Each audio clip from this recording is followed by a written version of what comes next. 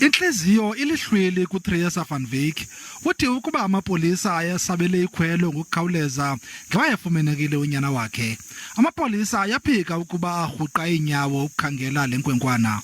NgoLwesithathu weveki ephelileyo indoda eneminyaka engamashumi amahlanu anesithandathu ubudala kutyholwa ngelokuba yaqoqodisa le jongwana. Ukanti amapolisa asalinde iziphumo zencindi yofuzo ukuqinisekisa ukuba ingaba ngenene lo mzimba ofumanekileyo kwale nkwenkwana kusini na.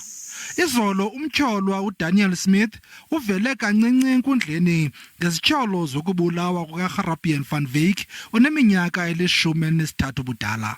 He is charged with murder, kidnapping, assault with intent to cause grievous bodily harm and defeating the ends of justice.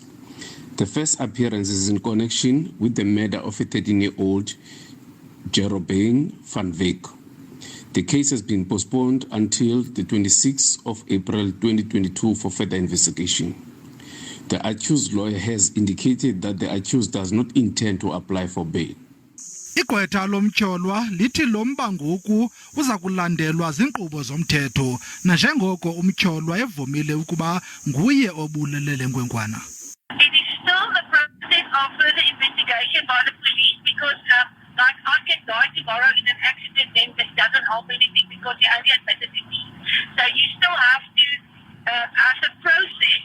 So we are going through the process that the police must get their facts all in order, the NPA must get their case together, and as soon as they're ready, we will proceed. Ukanti inkokheli yasekuhlaleni ithi uluntu lugcwabevu ngumsindo ngesi siganeko simanyungunyezi senzeke kwidolophana yabo. It is very upset.